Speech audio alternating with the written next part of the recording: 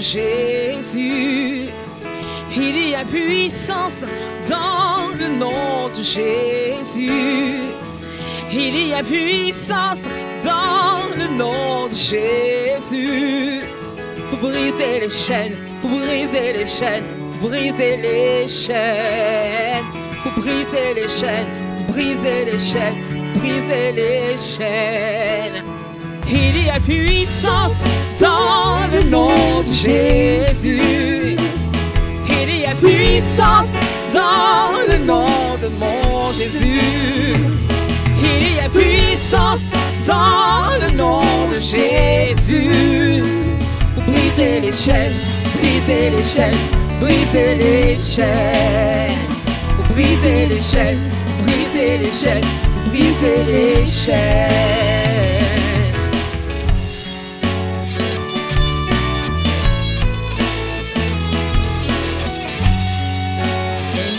Se lève au nom de Jésus.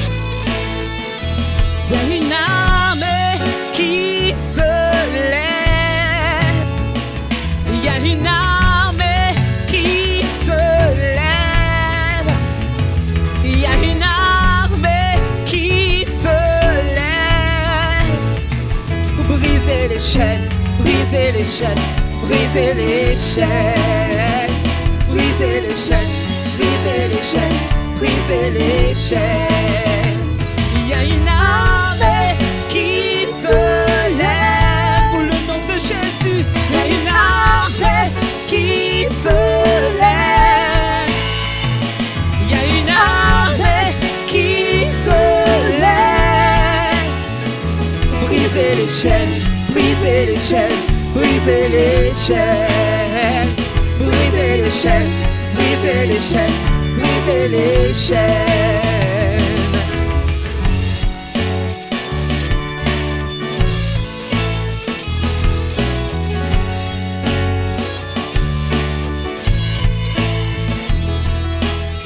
J'entends les chaînes tomber. J'entends les chaînes tomber. Au nom de Jésus, j'entends les chaînes tomber.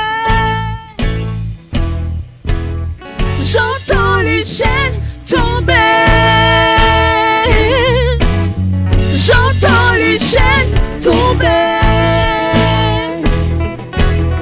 J'entends les chaînes tomber. J'entends les chaînes tomber. J'entends les chaînes tomber. J'entends les chaînes. J'entends les chaînes. J'entends les chaînes tomber. Tiens avec moi. J'entends les chaînes. J'entends les chaînes. J'entends les chaînes tomber. Au nom de Jésus, j'entends les chaînes. J'entends les chaînes. Les chaînes de la peur tomber. J'entends les chaînes. Les chaînes de la dépression tomber. J'entends les chaînes tomber. J'entends les chaînes. J'entends les chaînes. De la limitation tomber. J'entends les chaînes. Les chaînes de la peur tomber. J'entends les chaînes tomber. J'entends les chaînes tomber. J'entends les chaînes. Entends-tu tes chaînes tomber? J'entends les chaînes. J'entends les chaînes tomber. J'entends les chaînes tomber. Les chaînes de l'échec. J'entends les chaînes. Les chaînes de la peur. J'entends les chaînes. J'entends ces chaînes tomber. J'entends les chaînes tomber.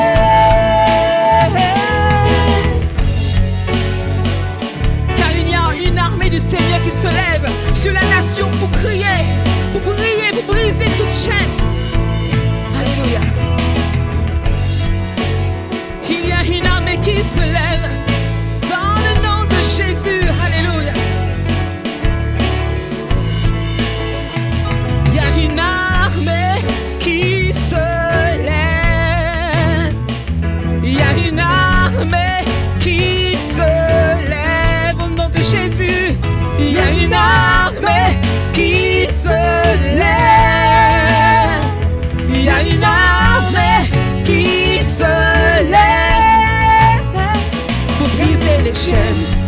briser les chaînes, briser les chaînes, briser les chaînes, briser les chaînes, briser les chaînes. Il y a une armée qui se lève. Il y a une armée qui se lève. Il y a une armée qui se lève. Il y a une armée qui se lève. Il y a une armée qui se lève pour briser toute chaîne. Il y a une armée qui se lève pour briser toute chaîne. Il y a une armée qui se lève pour briser toute chaîne. Il y a une armée qui se lève pour briser toute chaîne. Il y a une armée qui se lève pour briser toute chaîne. Il y a une armée qui se lève pour briser toute chaîne. Il y a une armée qui se lève pour briser toute chaîne. Il y a une armée qui se lève pour briser toute chaîne.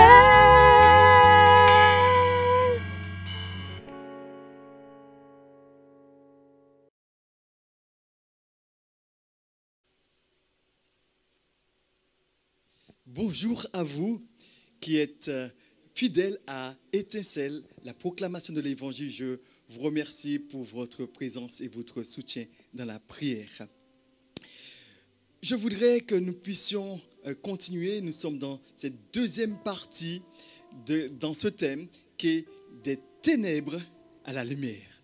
Des ténèbres à la lumière. Je vous invite à la prière. Prions ensemble. Seigneur, nous sommes devant toi et nous voulons bénir ton nom parce que tu es le Dieu qui n'a pas changé, le Dieu qui nous aime d'un amour éternel, le Dieu qui nous voit et qui vraiment a manifesté son amour envers nous en donnant Jésus-Christ. Seigneur, nous te prions maintenant. Seigneur, que tu fasses silence dans nos cœurs et que nous puissions entendre ta voix et que nous puissions la pratiquer. Mettre en pratique ce que tu nous diras. Bénis ce moment où nous t'avons prié au nom de Jésus-Christ. Amen. Amen. Aux informations aujourd'hui, eh bien, on parle souvent de maladie. De maladie. Et la maladie, c'est quoi? C'est simplement des troubles de l'organisme. Et la vérité est que nous sommes tous sujets à la maladie. Mais vous savez, quand j'ai lu dans la parole de Dieu, j'ai relevé, d'après les évangiles, que certaines possessions démoniaques, entraînaient des maladies. C'est-à-dire qu'il y a des maladies qui ont pour cause des pathologies naturelles. On peut parler de cellules défectueuses. Mais dans d'autres cas, la cause de la maladie vient des démons.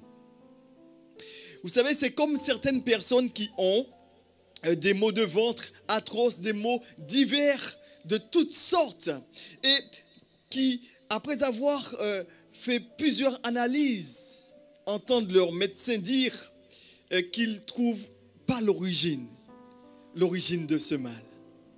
Ils ne voient rien. Et la personne, elle sent que c'est bien physiquement qu'elle a mal. Et le mal est bien physique, il est bien extérieur. Mais la cause pourrait être spirituelle. Nous allons voir ensemble 3 cas où la maladie avait pour cause, la puissance des ténèbres. Des ténèbres à la lumière. C'est notre thème, des ténèbres à la lumière. Et nous verrons avant tout un homme qui était perturbé. Oui, qui avait perdu son bon sens. Après quoi, nous verrons une femme qui était, elle, paralysée. Et nous terminerons par un enfant qui était épileptique. pour dire que l'ennemi ne fait pas de distinction entre un homme, entre une femme, entre les enfants. Son but est de détruire. En effet, son but est de détruire. Mais Jésus est venu, alléluia. Jésus est venu pour libérer et guérir de la puissance des ténèbres. Lisons ensemble dans Marc au chapitre 1 et nous allons voir avant tout un homme qui était malade, qui avait perdu son bon sens, et bien à cause de la puissance des ténèbres. Lisons ensemble dans Marc au chapitre 5 et nous lisons à partir du verset 1er. Il est dit ceci: ils arrivèrent sur l'autre bord de la mer, dans le pays des Gadaréniens. Aussitôt que Jésus fut hors de la barque, il vit au-devant de lui un homme sortant des sépulcres et possédé d'un esprit impur. Cet homme avait sa demeure dans les sépulcres et personne ne pouvait le lier, même avec une chaîne. Car souvent, il avait eu les fers aux pieds et avait été lié de chaînes. Mais il avait rompu les chaînes et brisé les fers. Et personne n'avait la force de le dompter. Il était sans cesse, nuit et jour, dans les sépulcres et sur les montagnes, criant et se meurtrissant avec des pierres. Ayant vu Jésus de loin, il accourut, se prosterna devant lui et s'écria d'une voix forte: qu'y a-t-il entre moi et toi, Jésus, fils du Dieu très haut?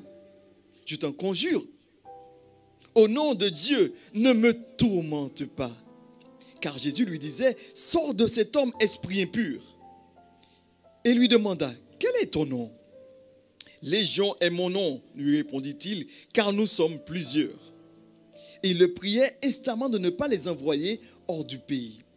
Il y avait là, vers la montagne, un grand troupeau de pourceaux qui paissaient. Et les démons le prièrent, disant: envoie-nous dans ces pourceaux, afin que nous entrions en eux. Il le permit. Et les esprits impurs sortirent, entrèrent dans les pourceaux, et les troupeaux se précipita des pentes escarpées de la mer. Il y en avait environ 2000, et ils se noyèrent dans la mer. Ce qui les faisait paître s'enfuirent et répandit la nouvelle dans la ville et dans les campagnes. Les gens allèrent voir ce qui était arrivé. Ils vinrent auprès de Jésus, et ils virent le démoniaque, celui qui avait eu la légion, assis, vêtu et dans son bon sens. Et ils furent saisis de frayeur. Que Dieu bénisse sa parole en ce matin. Nous voilà en face d'un texte où il est question d'un homme. Un homme qui se trouvait dans cette contrée de Gadara. Cet homme avait perdu son bon sens. J'aimerais dire avant tout que Jésus est celui qui te guérit. Alléluia. Cet homme avait perdu son bon sens. Et nous sommes d'accord qu'une personne qui a perdu son bon sens est une personne qui est malade. Notez cependant qu'il ne s'agissait pas directement d'une pathologie. Non, ce n'était pas une pathologie. Mais la cause était les démons, nous dit la parole de Dieu. Les esprits impurs. Ils le poussaient à faire des choses qu'il ne voulait pas. Et cet homme était dans une situation terrible. Dans des cas comme celui de cet homme de Gadara, vous savez, les médecins donnent des soulagements. C'est vrai, les médecins donnent des soulagements. Ils essaient par le moyen, ce qu'ils ont, eh bien, de soulager ceux qui sont dans des situations telles que cet homme qui avait un problème qui n'était pas physique, mais spirituel. Et ils donnent des soulagements en prescrivant des antidépresseurs. En faisant cela, oui, cela va calmer la personne, calmer l'agitation. Mais le problème demeure. Cette personne, telle que cet homme de Gadara, avait besoin de solutions spirituelles. Parce que son problème est un problème spirituel avant tout. Cet homme était déstabilisé. Et la vérité est la suivante. Les hommes ne peuvent que soigner. J'aimerais que tu puisses bien souligner cela concernant la maladie. Les hommes ne peuvent que soigner. Mais celui qui guérit, c'est toujours l'Éternel. C'est Dieu qui guérit. Alléluia. Dans ce texte, nous nous apercevons bien qu'il s'agit d'un homme qui était déstabilisé, désorienté, vraiment qui était mal. Il était malheureux. Il était triste. Seul, isolé, même nu. Il avait pour demeure les sépulcres. Une situation terrible. Quelles conditions! Difficile pour cet homme. Oui, c'était le quotidien de cet homme. Il se retrouvait continuellement dans des situations difficiles. C'était son quotidien. Le quotidien de cet homme était la souffrance. La cause était la puissance des ténèbres. J'aimerais dire que les démons n'aiment pas les hommes. Ils les poussent à l'isolement, au dénuement. À cause des démons, il était jeté et même rejeté des hommes. Parce qu'il était devenu lui-même, disons la chose ainsi, il était devenu lui-même, à cause de sa perte de sens, il n'était plus au contrôle de sa personne, de sa vie, mais c'était les démons. Et de ce fait, il était devenu un problème pour la société. Parce qu'il restait dans les cimetières, il criait, brisait des chaînes, il était devenu, en un mot, un danger public. Cet homme était vraiment perdu son sens. Pourquoi? Parce qu'il était un problème même pour sa famille. Que faire de lui? Et j'imagine ses parents de dire, mais que va-t-on faire de lui? Et s'il avait une femme et des enfants, que va-t-on faire de lui? Et ils ont essayé certainement de le maîtriser avec des chaînes de maîtriser, mais ils n'ont pas pu. Cet homme se retrouvait dans les cimetières. Vous savez, quand on est malade, on devient une charge pour ceux qui nous entourent. Que ce soit le voisinage, que ce soit la famille ou encore la société, on devient une charge, un poids. Et de ce fait, quand on devient un poids, eh bien souvent on cherche à se débarrasser de nous. Cet homme avait un problème. Il était devenu lui-même un problème à cause de la perte de son bon sens. Il était un problème pour lui-même. La Bible nous dit qu'il se meurtrissait. Il prenait des pierres, il se frappait. Il se faisait mal lui-même. Quelle situation triste était celle de cet homme. La cause était quoi? Quelle était la cause? Eh bien, c'était les démons. La situation de cet homme n'est peut-être pas différente de ta situation, de ce que toi tu vis. Peut-être que pour toi, les hommes disent que tu es fou. Et tu sais fort bien que tu ne l'es pas. Mais qu'il s'agit de la puissance des ténèbres qui te pousse à faire des choses que tu ne veux pas faire. Tu es malheureux, seul, triste. Mais ce que j'aime dans ce texte, c'est que cet homme, alléluia, est venu à Jésus. Et Jésus a eu compassion de lui. J'aimerais te dire que Jésus t'aime. Il te voit dans ta difficulté. Et il veut te rétablir, te reconstruire, te guérir. Quelqu'un a dit ceci: Dieu forme, le diable déforme, mais Jésus-Christ transforme. En effet, Dieu a créé l'homme à son image pour avoir avec lui une relation, une relation intime. Mais le diable et la puissance des ténèbres déforment l'homme, poussent l'homme à détruire son corps, l'image de Dieu. Par le péché, le coupe de sa relation avec Dieu. Mais Jésus-Christ, alléluia, Jésus-Christ est celui qui transforme l'homme. Il est venu pour détruire les œuvres du diable et réconcilier l'homme avec Dieu. Jésus-Christ veut transformer ta vie. Il veut faire de toi une nouvelle créature. Parce qu'il est dit ceci. Notez dans 2 Corinthiens au chapitre 5, verset 17. Si quelqu'un est en Christ, il est une nouvelle créature. Les choses anciennes sont passées et voici toutes choses sont devenues nouvelles. Il veut faire de toi son enfant. Jésus veut faire de toi son enfant. Et parce qu'il est dit ceci dans Jean 1, 12. Il est dit ceci, mais à tous ceux qui l'ont reçu, à tous ceux qui croient en son nom, elle a donné le pouvoir de devenir enfant. Si tu n'as pas Jésus-Christ dans ta vie, tu n'es pas un enfant de Dieu. Tu es peut-être une créature, mais Dieu veut que tu sois son enfant. Dieu veut que tu sois son enfant. La bonne nouvelle dans ce texte est que cet homme de Gadara, alléluia, est revenu à son bon sens. Il était déboussolé, il avait perdu ce bon sens. Mais Jésus, il a rencontré Jésus et Jésus a permis qu'il puisse revenir dans son bon sens. Béni soit l'Éternel. Il est revenu dans son bon sens. C'est ce qu'il est dit au verset 15. Regardez.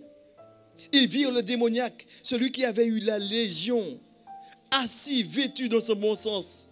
Et il fut saisi de frayeur. Jésus a rétabli cet homme. Alléluia. J'aime cela.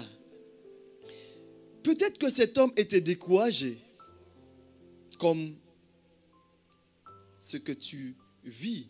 C'est peut-être ton cas aujourd'hui. Il avait pensé comme une personne qui nous écoute, démoralisé à un point de dire, mais jamais je ne vais sortir de ce cauchemar.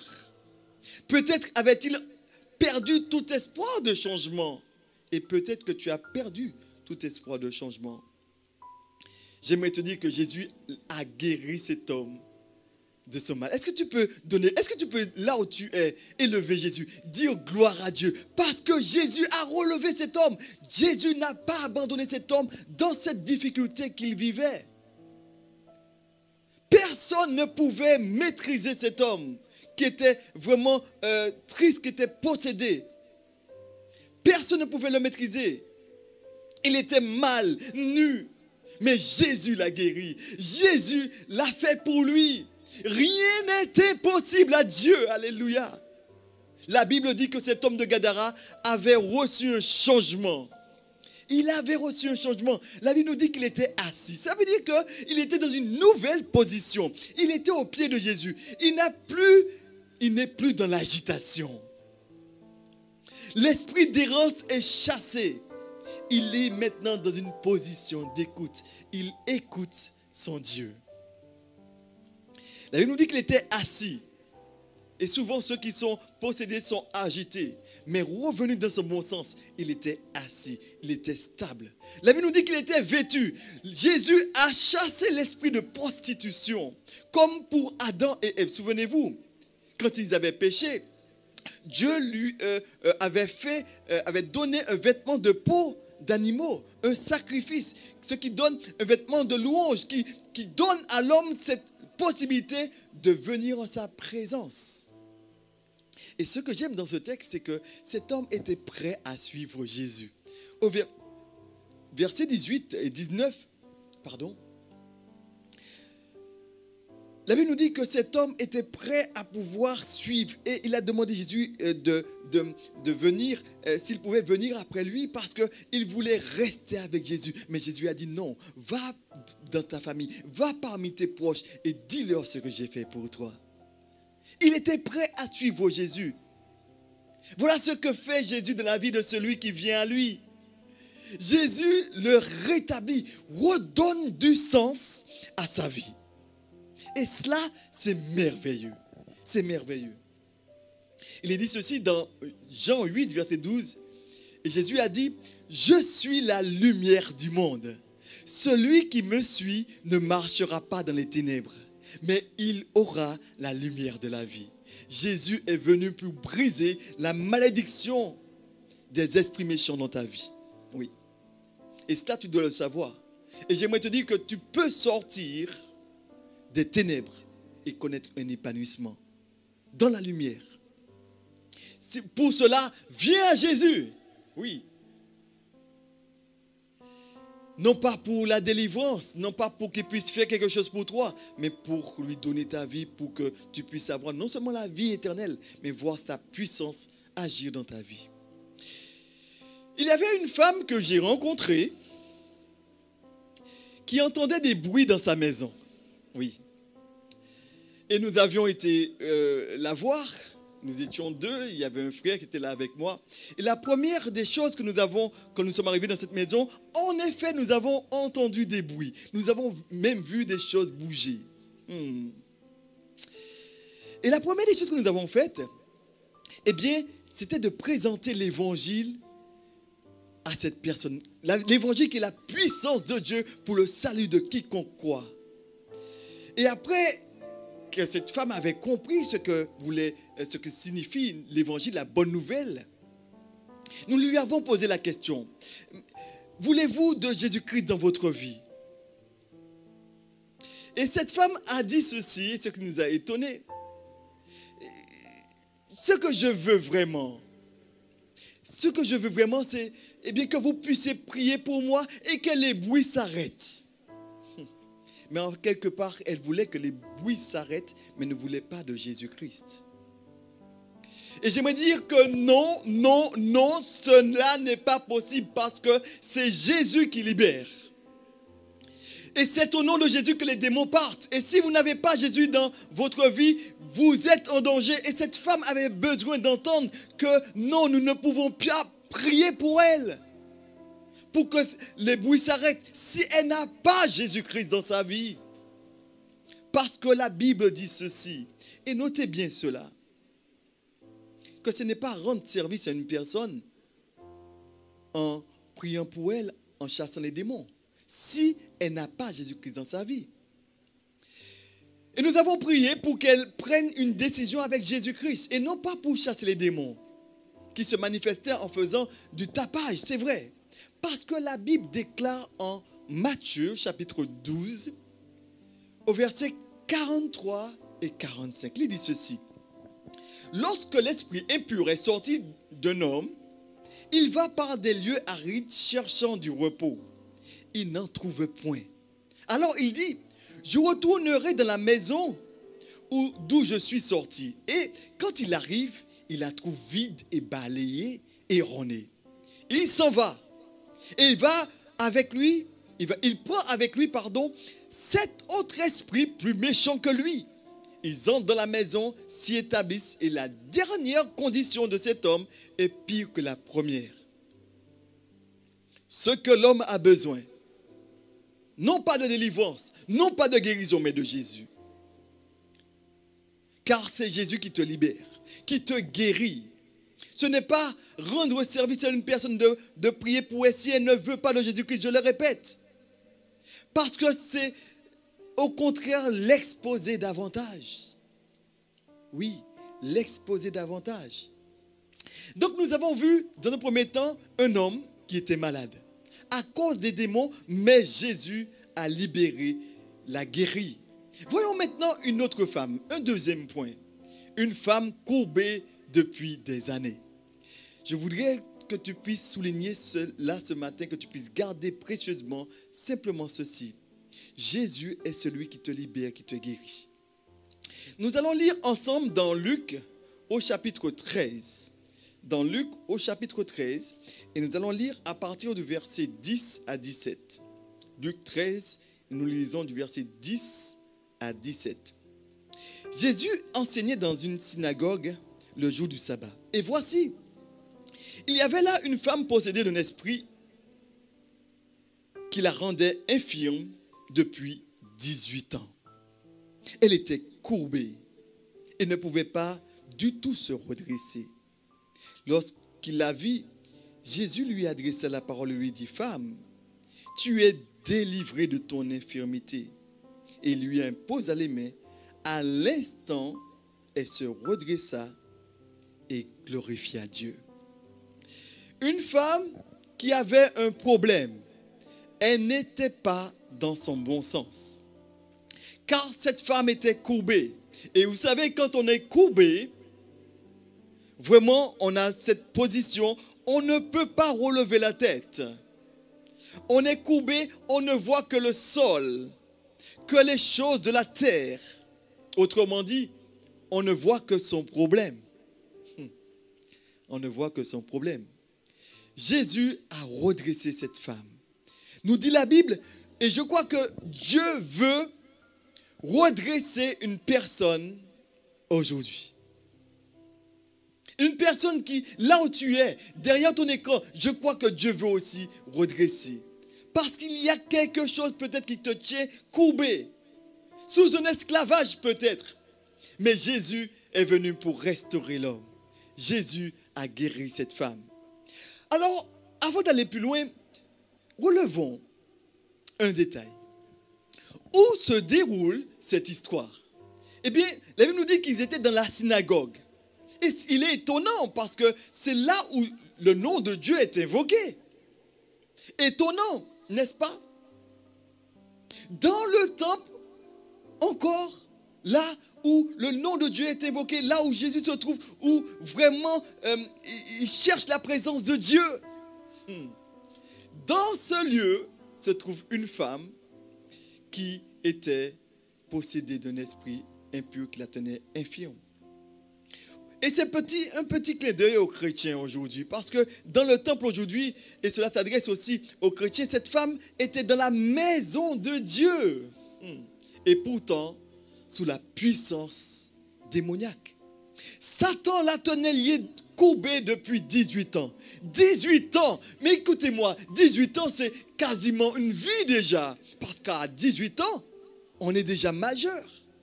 Pour dire que depuis longtemps, cette femme était dans une situation difficile. Alors, comment cette femme a-t-elle donné accès aux esprits impurs? Et je crois vraiment que la plupart du temps, que c'est l'homme qui ouvre une porte pour l'ennemi.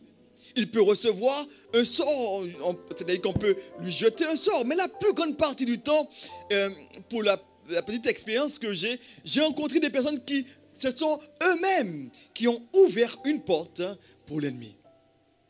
Alors, comment cette femme avait-elle donné accès à l'ennemi dans sa vie? La Bible ne nous le dit pas. Comment cet esprit est entré dans sa vie? La Bible ne le dit pas. Non. Mais nous pouvons imaginer. Parce que les femmes d'autrefois ne sont pas différentes de celles d'aujourd'hui. Avait-elle peut-être l'habitude de consulter l'horoscope? Je suis Lion, ou encore Jupiter, je ne sais même plus. Et voilà ce qui est dit. Et consultez toujours ces journées, consultez l'horoscope pour savoir bien ce que les astres disent pour ma journée. Quoi en cela, j'aimerais dire à une personne, quoi en cela, c'est ouvrir une porte à l'ennemi. Car la Bible nous enseigne que de ne pas consulter ceux qui consultent les astres pour en tirer des pronostics. C'est de la divination. Et peut-être que cette femme, elle n'était peut-être pas différente de celle d'aujourd'hui, parce qu'aujourd'hui en Martinique, par exemple, eh bien on s'aperçoit qu'il y a des journaux et toute une page, même 2 pages pleines de voyants, de ceux qui parlent de l'horoscope avec toutes sortes de pronostics.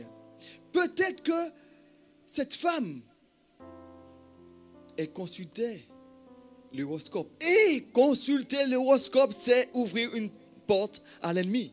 Peut-être avait-elle simplement consulté et cru en ces choses pour que cela puisse avoir un accès dans sa vie.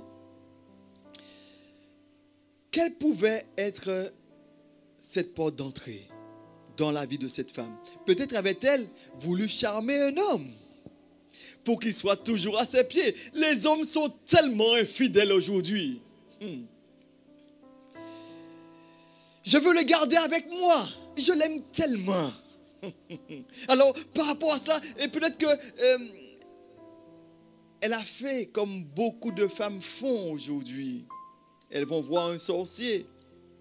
Pour cela, pour qu'il soit toujours là, avec moi et toujours avec moi. Comprenons que voir un voyant, c'est ouvrir une porte au démon. Mais je me dis que le contraire est aussi vrai.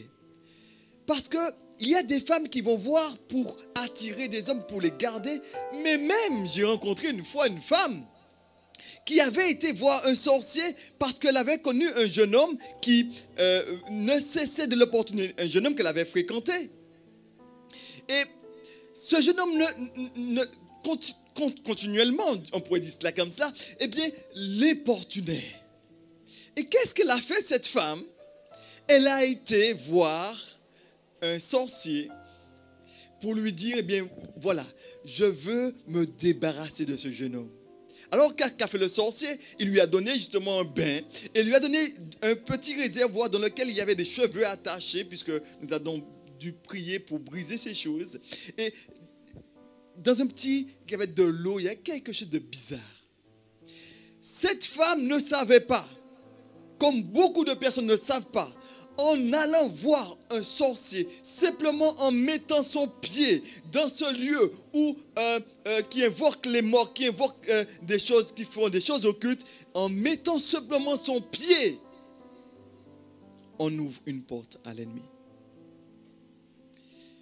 Peut-être que cette femme avait peut-être été voir les sorciers, mais peut-être que cette femme avait ouvert une porte au démon simplement en faisant un avortement. Un IVG, interruption volontaire de grossesse. C'est-à-dire enlever un enfant de son vivant. Beaucoup de femmes se retrouvent sous un esclavage de l'ennemi à cause d'un avortement pratiqué. C'est une réalité. Il y avait une jeune fille avec qui je discutais et qui m'a avoué qu'elle avait pratiqué un avortement. Pour elle, elle voulait garder cet enfant, mais les parents ne le voulaient pas. Car elle était très jeune. Et les parents disaient, cela va gâcher tes études, ma fille, gâcher ton avenir. Donc les parents ont décidé de gâcher une vie au profit d'une carrière professionnelle. Cette jeune fille m'a dit que le jour où elle a été enlevée l'enfant, elle a senti en elle que l'enfant ne voulait pas sortir et fuyait les pinces avec lesquelles on arrache l'enfant. Vous savez, c'est comme ça que ça se passe, hein, littéralement, pour enlever l'enfant. Et elle sentait que l'enfant bougeait dans son corps parce que elle sentait que l'enfant ne voulait pas sortir. Mais cette jeune fille m'a dit ceci, et cela m'a marqué. Parce qu'elle m'a dit, dès ce jour, ses seins sont tombés. La conséquence, il y a eu une conséquence directe sur sa vie. Et dès ce jour, et jusqu'à ce jour, hein, elle s'en veut d'avoir enlevé la vie de cet enfant. Oui, faire un avortement, c'est offrir une vie sur l'autel que la table d'opération. Et ce n'est pas sans conséquence. Non, cela n'est pas sans conséquence. C'est enlever une vie. Qu'est-ce qui avait donné un accès à cet esprit dans la vie de cette femme? Certainement, cette femme avait peut-être des remords. Parce que nous comprenons que c'est toujours le cas quand on pêche. Parce que la Bible nous dit qu'est-ce qui met une séparation entre Dieu et l'homme, c'est le péché. Et certainement, cette femme avait fait quelque chose ou encore reçu quelque chose qui l'éloignait de Dieu. Pourquoi avait-elle fait telle chose? Peut-être qu'elle avait des remords. Mais la conséquence, c'est qu'elle ne pouvait pas s'en débarrasser de cet esprit, de cette maladie, de cette honte visible. Elle était courbée, et c'est certainement pénible. Rappelons ceci, que c'est le péché qui donne à l'ennemi un droit d'accès dans nos vies. Oui, le péché souille l'homme et ouvre des portes aux démons. Peut-être que cette femme voulait la délivrance, la guérison pour être dans la synagogue, avec une aspiration du cœur, une soif. Et comme cette femme, tu peux être là, dans le temple depuis des années, dans le lieu de délivrance, tout près de la solution, et être sous un esclavage. Et que tu sois paralysé, courbé, sous le poids de péché. Ce péché te paralyse et la puissance des ténèbres est derrière cela. Satan te tient captif, sous un esclavage par la maladie. Et tu sais, oui, tu sais pertinemment que tu vas de mal en pire. Tu sens tes forces diminuer. Tu as été consulter les médecins, mais ne vois pas la cause de ton problème. L'origine de ta maladie, et peut-être qu'elle est peut-être spirituelle, comme cette femme qui était malade, mais c'était Satan qui la retenait dans cette infirmité. L'ennemi, les démons tiennent les hommes dans un esclavage, les empêchent de trouver un épanouissement. L'ennemi les pousse à boire que du noir. Les choses négatives t'empêchent de lever les yeux vers le ciel, chercher une solution. Je l'ai dit et je le répète. La plus grande partie du temps, c'est l'homme qui ouvre une porte à l'ennemi.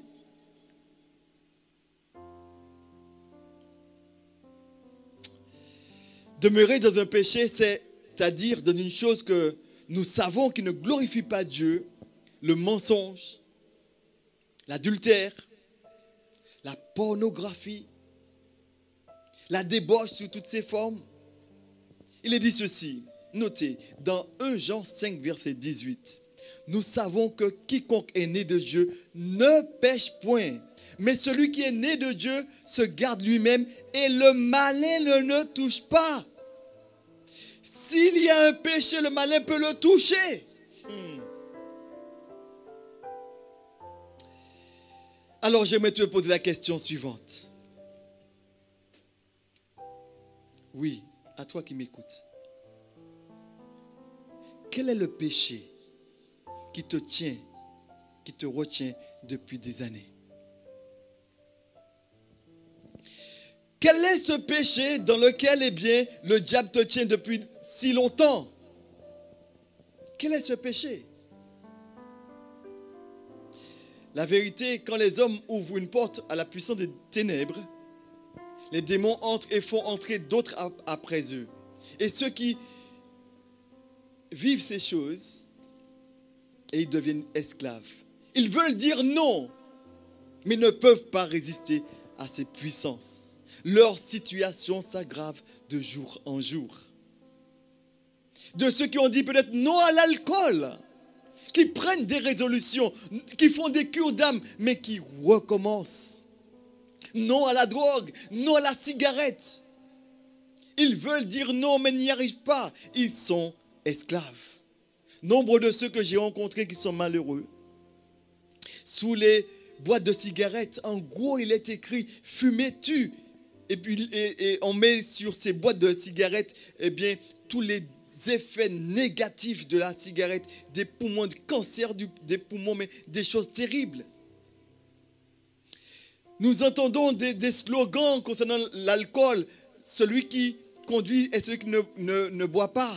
L'alcool, a dit quelqu'un, il n'y a pas longtemps, j'étais invité et j'entendais justement une personne dire que l'alcool est un poison que l'on boit. La puissance des ténèbres te pousse à détruire ton corps. La puissance des ténèbres te pousse à détruire ton corps. Et c'est vrai. Pour celui qui est dans cet esclavage, la plupart du temps, il est dégoûté de lui-même. Être un alcoolique, se voir mépriser sa femme, ses enfants, c'est terrible. Cela est terrible. Être sous l'influence de la drogue. En effet, sous l'influence de la drogue. Voler ses propres parents, les violenter pour acheter de la drogue. Cela est critique pour une personne. Nombreux sont ceux ayant pas de solution s'en vont au suicide. non. J'aimerais dire à une personne, non, non et non. Ce n'est pas la solution. Si tel est ton cas, sache aujourd'hui que tu peux être libre. Tu peux être libre. Jésus est la solution. Viens vers Jésus, c'est lui qui fera tomber tes chaînes. Alors quel est le péché dans lequel le diable te tient depuis si longtemps?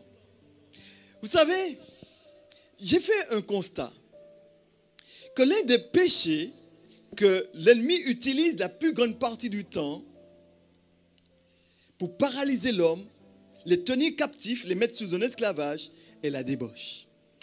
Quand on parle de la débauche, c'est-à-dire toute relation sexuelle avant le mariage, qui s'appelle l'impudicité, mais également toute relation sexuelle avec une autre personne que son conjoint. Cela s'appelle l'adultère. Et dans notre petite Martinique, aujourd'hui, nous voyons que cela est monnaie courante. À un tel point que si l'on dit qu'on n'a jamais eu de relation sexuelle au collège, on se moque de toi. Dans les collèges aujourd'hui, on met des distributeurs de préservatifs.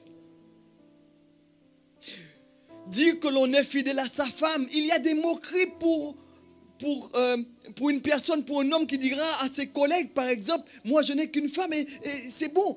Et d'autres vont dire, mais tu es malade parce qu'il faut avoir toujours 2 ou 3. Et cela, c'est la norme. Quand c'est le cas, l'ennemi te tient captif dans la désobéissance à cause de ce péché.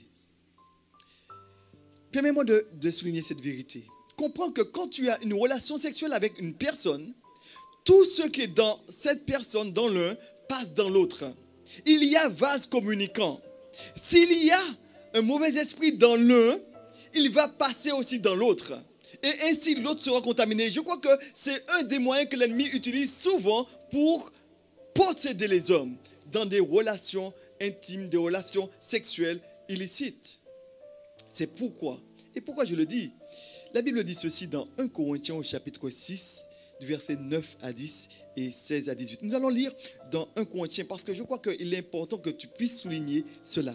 Cela va s'afficher pour toi.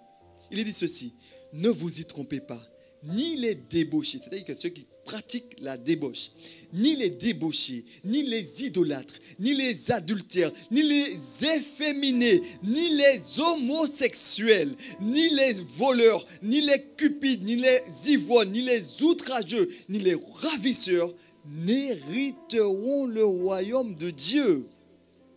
Donc il est dit, les débauchés ne vont pas hériter le royaume de Dieu. Mais il est dit ceci également au verset 16 et 18. Il dit, ne savez-vous pas que celui qui s'attache à la prostituée est un seul corps avec elle? Car il est dit, les deux deviendront une seule chair. Mais celui qui s'attache au Seigneur est avec lui un seul esprit. Et il dit après, fuyez la débauche, l'impudicité. Quelque autre péché qu'un homme commette, ce péché est hors du corps. Mais celui qui se livre à l'impudicité pêche contre son propre corps. Il est dit ici dans ce texte que si maintenant je vais vers une prostituée, je vais faire un avec cette personne. Et tout ce qui est dans l'un pourra passer dans l'autre. Parce que la relation sexuelle unit deux hommes, oui, je vais dire des êtres humains, un homme et une femme dans un moment intime. Mais, puisque les deux deviennent un, eh bien, il y a passage d'esprit dans l'un vers l'autre. Et c'est pourquoi la Bible dit ceci, celui qui est avec le Seigneur, il a un même esprit avec lui.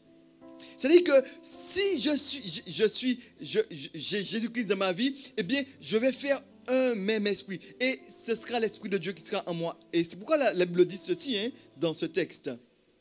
Bien-aimés, comprenons une chose très importante. Toi qui m'écoutes, comprends qu'il y a un piège de l'ennemi. Le piège de l'ennemi, c'est de dire que le préservatif te protège. Et j'aimerais dire que c'est faux.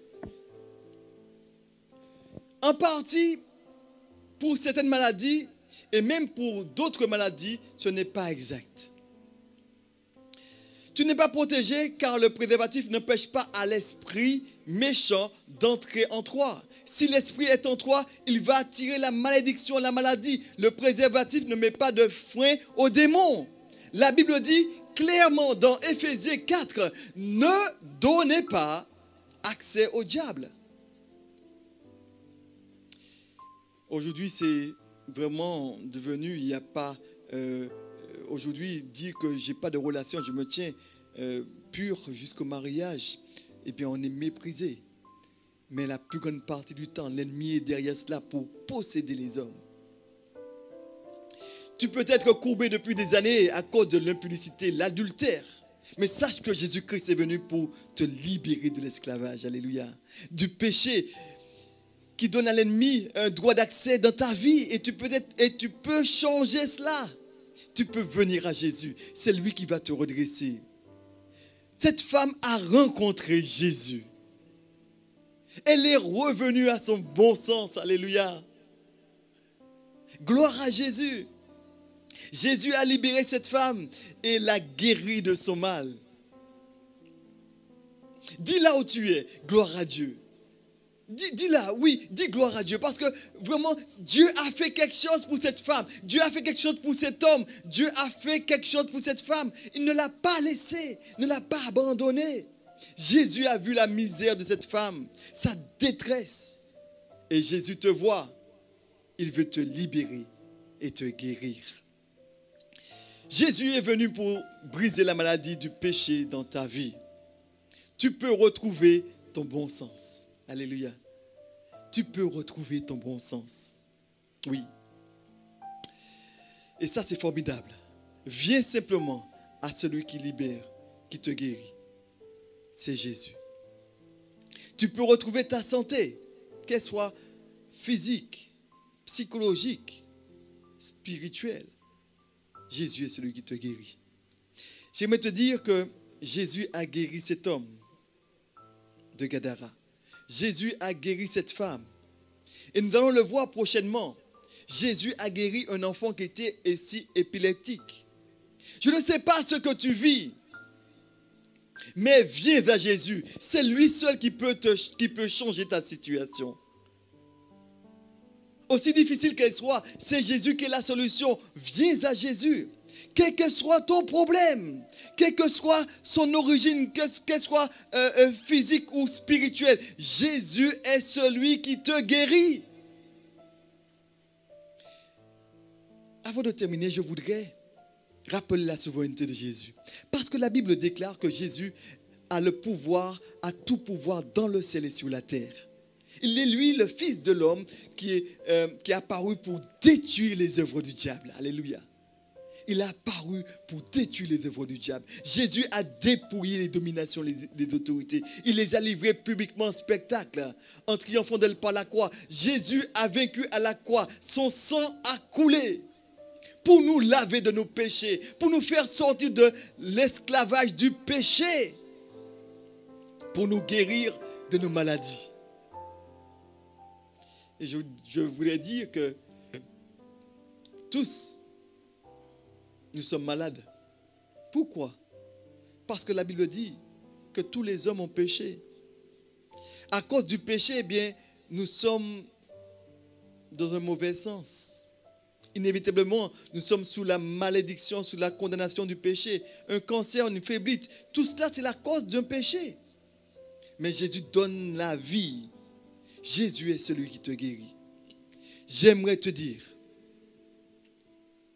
Jésus a vu ta souffrance.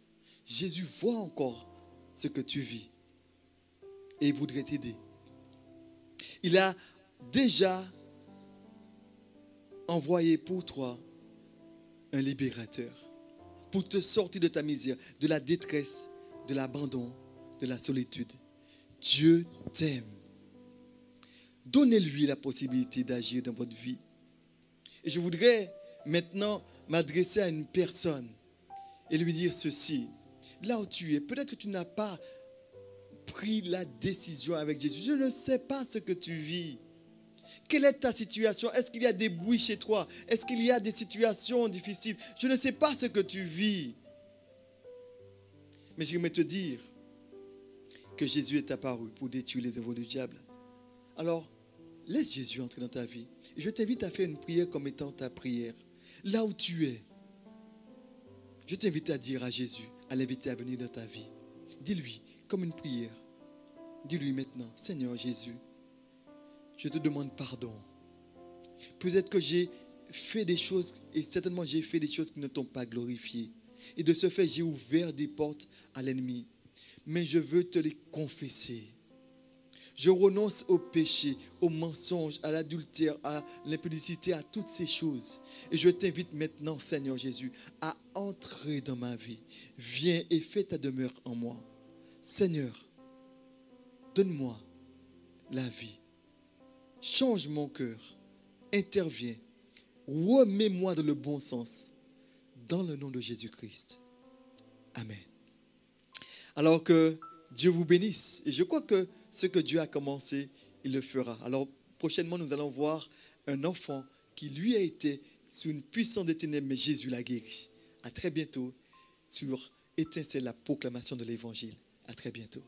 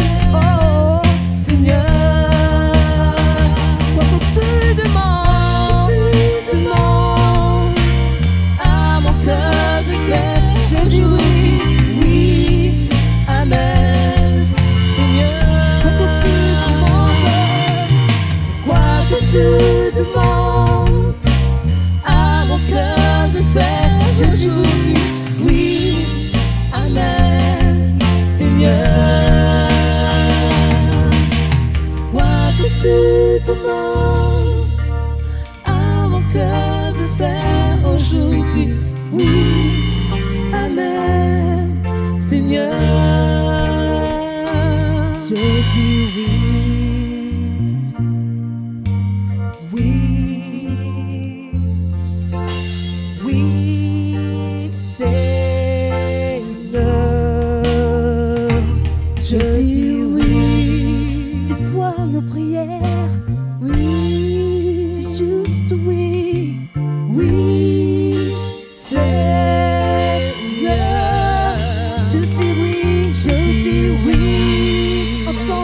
entends mon cœur, oui, entends ma prière, Seigneur, oui, Seigneur, je dis oui, Seigneur, je dis oui, entends mon âme, oui, entends mon cœur, je me livre, Seigneur, oui, oh, je veux répondre à ton appel, je veux dire oui, oui, Seigneur, tu vois nos prières, oui, c'est juste de dire oui, Seigneur, je dis oui, Seigneur, oui,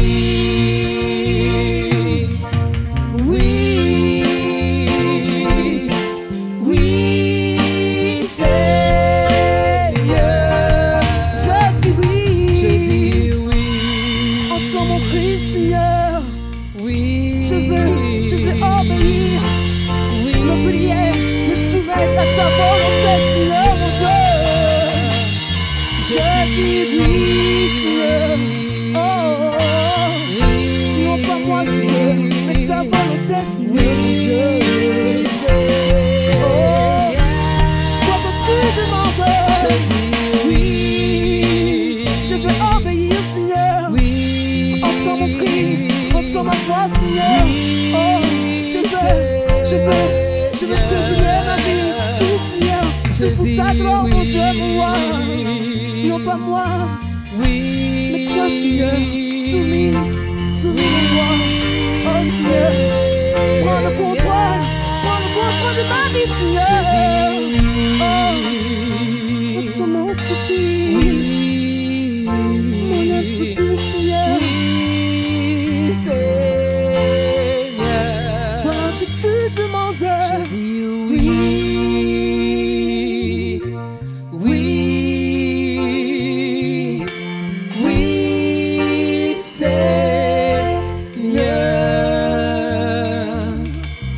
quoi que tu demandes à mon cœur de faire aujourd'hui, quoi que tu demandes à mon cœur de faire aujourd'hui, quoi que tu demandes à mon cœur de faire aujourd'hui, quoi que tu demandes, quoi que tu demandes, oui mon Dieu, quoi que tu demandes, oh, à mon cœur de faire, quoi que tu demandes, oh Seigneur, à mon cœur de faire, quoi que tu demandes, à mon cœur de faire aujourd'hui, quoi que tu demandes, à mon cœur de faire aujourd'hui, quoi que tu demandes, à mon cœur de faire aujourd'hui, oui, Amen, Seigneur.